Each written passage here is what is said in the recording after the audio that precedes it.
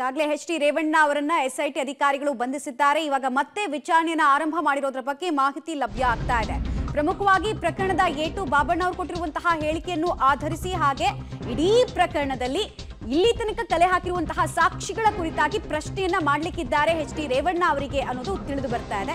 SP Suman D Pannekar ಅವರ ನೇತೃತ್ವದಲ್ಲಿ ವಿಚಾರಣೆ ಸಾಗುತ್ತೆ. ಸಂತ್ರಸ್ತೆ ಮಗನ ದೂರು ಜೊತೆಗೆ ಎ2 ಸತೀಶ್ ಬಾಬು ಕೊಟ್ಟಂತಹ ಹೇಳಿಕೆ, ಈ ಎರಡು ಹೇಳಿಕೆಯನ್ನ ಆಧರಿಸಿ ಹಾಗೂ ಎಸ್ಐಟಿ ರಚನೆ ಮಾಡಿರುವಂತಹ ಸಂತ್ರಸ್ತೆ ಕೊಡುವಂತಹ ಹೇಳಿಕೆ ವಿಚಾರಕ್ಕೂ ಸಂಬಂಧಪಟ್ಟಂತೆ ಹಾಗೂ ಅವರ ಸಂಪರ್ಕಕ್ಕೆ ಸಂಬಂಧಪಟ್ಟಂತೆ ಏನೇನು ಮಾಹಿತಿ ಕಲೆ ಹಾಕೋಕ್ ಸಾಧ್ಯವೋ ಅದೆಲ್ಲವನ್ನ ಕೂಡ ಬೇಸಿಕ್ ಕ್ವೆಶ್ಚನರಿಂಗ್ ಅಲ್ಲಿ ಅಧಿಕಾರಿಗಳು ರೇವಣ್ಣ ಅವ್ರ ಕಡೆಯಿಂದ ಪಡ್ಕೊಳ್ತಾರೆ. ನಂತರ ಇವರನ್ನ ಮ್ಯಾಜಿಸ್ಟ್ರೇಟ್ ಮುಂದೆ ಹಾಜರುಪಡಿಸ್ತಾರೆ. ಮತ್ತೆ ಇವರನ್ನ ಕಸ್ಟೋಡಿಯಲ್ ಇಂಟ್ರಾಗೇಷನ್ಗೆ ತೆಗೆದುಕೊಂಡು ತರೋವಾಗಿ ಕ್ವೆಶ್ಚನಿಯರ್ಗಳನ್ನ ಕಂಟಿನ್ಯೂ ಮಾಡ್ತಾರೆ ಅನ್ನೋದು ತಿಳಿದು ಬರ್ತಾ ಇರುವಂತಹ ವಿಚಾರ. ಕಾನೂನು ಪ್ರಕ್ರಿಯೆನ ನಿನ್ನೆಯಿಂದ ಕೂಡ ಫಾಲೋ ಮಾಡ್ತಾ ಇದ್ರು. ಡಾಕ್ಯುಮೆಂಟೇಶನ್ ಇನ್ನೂ ಕೂಡ ಬಾಕಿ ಇದೆ. ಅದರ ಬೆನ್ನಲ್ಲೇ ಈಗಾಗಲೇ ಈ ಪ್ರಕರಣದಲ್ಲಿ ಎ2 ಸತೀಶ್ ಬಾಬು ಅವರ ಅರೆಸ್ಟ್ ಆಗಿದೆ. ಅವರು ಒಂದಷ್ಟು ಹೇಳಿಕೆಗಳನ್ನು ಕೊಟ್ಟಿದ್ದಾರೆ. ಇವರ ಅಣತಿಯಂತೆ ನಾನು ಮಾಡಿದೆ, ನನಗೇನು ಬೇರೆ ಗೊತ್ತಿಲ್ಲ ಅಂತೆಲ್ಲ ಹೇಳಿಕೆಗಳನ್ನು ಕೊಟ್ರಲ್ಲ. ಸೊ ಇವ್ರು ಈ ಥರ ಹೇಳ್ತಾ ಇದ್ದಾರೆ, ನಿಮ್ಮ ಉತ್ತರ ಏನಿದಕ್ಕೆ ಅಂತೆಲ್ಲ ಕೇಳುವ ಸಾಧ್ಯತೆ ಇರುತ್ತೆ. ಹಾಗೆ ಕಿಡ್ನ್ಯಾಪ್ ಪ್ರಕರಣಕ್ಕೆ ಸಂಬಂಧಪಟ್ಟಂತೆ ಯಾವ ಉದ್ದೇಶಕ್ಕೋಸ್ಕರ ಕಿಡ್ನ್ಯಾಪ್ ಮಾಡಲಾಗಿತ್ತು ಅಂದರೆ ಆ ಸಂತ್ರಸ್ತೆಯನ್ನ ಒತ್ತಡದಲ್ಲಿ ಸಿಲುಕಿಸಿ ಸ್ಟೇಟ್ಮೆಂಟನ್ನು ಬದಲಾಯಿಸಬೇಕು ಅನ್ನೋ ಉದ್ದೇಶನ, ಅಥವಾ ಆಕೆ ಆಚೆ ಬರಲೇಬಾರ್ದು, ಆಕೆ ಹೊರ ಜಗತ್ತಿಗೆ ಗೊತ್ತಾಗಲೇಬಾರ್ದು ಅನ್ನುವಂತಹ ಉದ್ದೇಶನ, ಯಾರು ಇದರಲ್ಲಿ ಇನ್ವಾಲ್ವ್ಡ್ ಇರೋದು, ನಿಜಕ್ಕೂ ನಿಮ್ಮ ಪಾತ್ರ ಇದೆಯಾ ಇಲ್ವಾ ಅನ್ನೋ ಹಲವು ಪ್ರಶ್ನೆಗಳ ಸುರಿಮಳೆಯನ್ನೇ ಎಚ್.ಡಿ. ರೇವಣ್ಣ ಅವರಿಗೆ ಮಾಡ್ತಾರೆ ಎಸ್ಐಟಿ ಅಧಿಕಾರಿಗಳು ಅನ್ನೋದು ತಿಳಿದು ಬರ್ತಾ ಇದೆ. ಒಂದೊಮ್ಮೆ ಬೇಸಿಕ್ ಕ್ವೆಶ್ಚನ್ಗಳಿಗೆ ಉತ್ತರ ಸಿಕ್ಕ ನಂತರ ಆ ಡಾಕ್ಯುಮೆಂಟೇಶನ್ ಪ್ರಾಸೆಸ್ನಲ್ಲಿ ಇದನ್ನು ಕೂಡ ಆ್ಯಡ್ ಮಾಡುವಂತಹ ಸಾಧ್ಯತೆ ಇರುತ್ತೆ. ಬಿಕಾಸ್ ಈಗಾಗಲೇ ನಾವು ಡೀಟೇಲ್ಸ್ ಕೊಡ್ತಾರೆ. ನೇರ ಸಂಪರ್ಕದಲ್ಲಿ ಜಾಯ್ನ್ ಆಗ್ತಾ ಇದ್ದಾರೆ ಮುರಳಿ. ಈಗ ಎಸ್ಐಟಿ ಅಧಿಕಾರಿಗಳು ಮತ್ತೆ ವಿಚಾರಣೆನ ಆರಂಭ ಮಾಡಿದಾರಲ್ಲ, ಇಲ್ಲಿ ತನಕ ಹೇಗಿದೆ ಕೋಆಪರೇಷನ್? ಎಚ್.ಡಿ. ರೇವಣ್ಣ ಅವ್ರ ಕಡೆಯಿಂದ ಕೇಳಿದ ಪ್ರಶ್ನೆಗಳಿಗೆ ಹೇಗೆ ಉತ್ತರ ಕೊಡ್ತಾ ಇದ್ದಾರಂತೆ? ಸಮರ್ಪಕವಾಗಿದೆಯಾ ಅದು ತನಿಖೆಯ ಭಾಗವಾಗಿ, ಅಥವಾ ಅಸಮರ್ಪಕ, ಅಸಹಕಾರ ಅನ್ನೋ ರೀತಿಯಾದಂತಹ ಉತ್ತರ ಕೇಳಿ ಬರ್ತಾ ಇತ್ತಾ?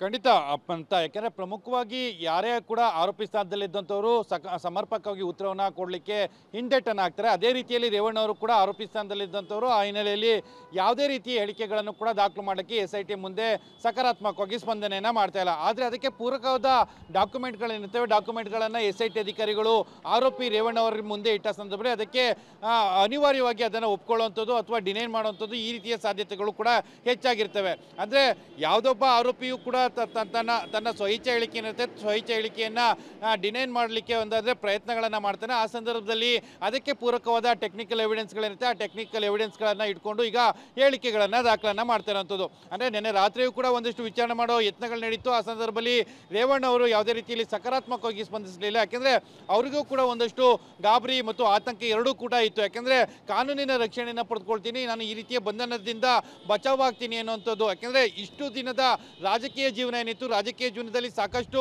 ಆರೋಪ ಪ್ರತ್ಯಾರೋಪಗಳು ಬಂದರೂ ಕೂಡ ರೇವಣ್ಣ ಅವರು ಇದುವರೆಗೂ ಕೂಡ ಬಂಧನಕ್ಕೊಳಗಾಗಿಲ್ಲ. ಅವ್ರ ವಿರುದ್ಧ ಪ್ರಕರಣಗಳು ದಾಖಲಾಗಿದ್ದು, ಆದರೆ ಬಂಧನ ಆಗಿರುವಂಥದ್ದು ಇದೇ ಮೊದಲ ಬಾರಿಗೆ.